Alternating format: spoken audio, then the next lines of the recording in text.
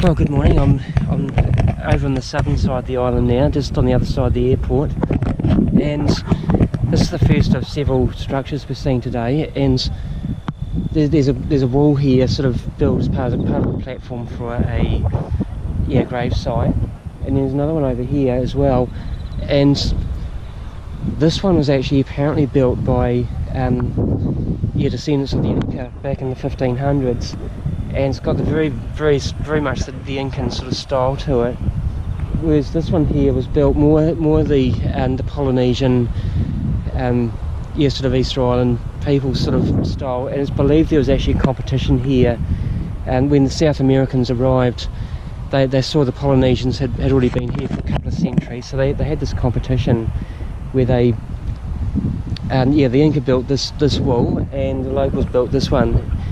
So yeah, this is actually the only sort of example of like Incan architecture outside the South American continent.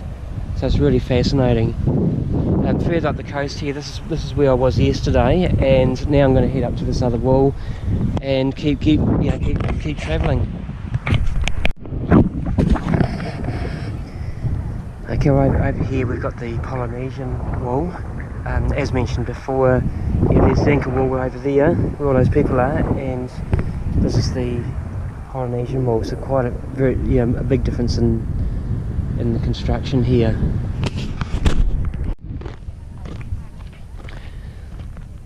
Well, good morning. I'm on top of one of the three main volcanoes on Easter Island, and this is at the southern end of the island.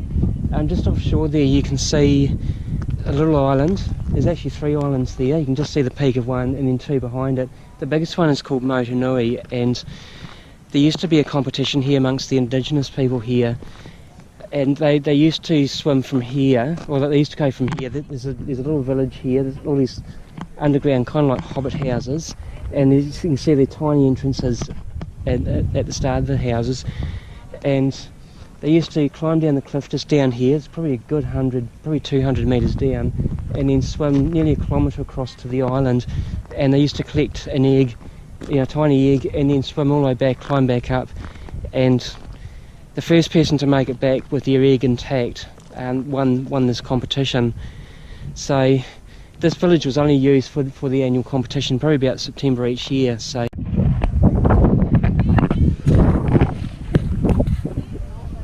Okay, I'm now at the edge of a very spectacular crater. Yeah, there's still some of those houses there, and it's quite swampy in there, and yeah, the ocean's separated. It's about 300 metres deep, and it contains its whole own sort of microclimate and ecosystem. It's really fascinating.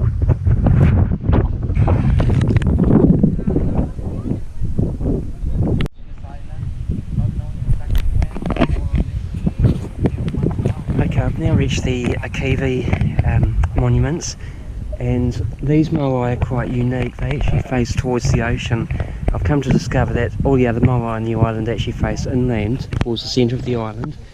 The reason these face the ocean is because they represent the original ancestors who came across the ocean from probably the Marquesas Islands or something like that, and so these moai are actually looking out over the ocean back towards their ancestral homeland, and this has been especially aligned to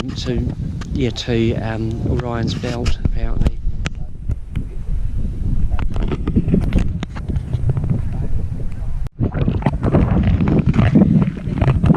I'm now overlooking the crater where the top knots were carved out and transported up to 12 kilometres away across the island.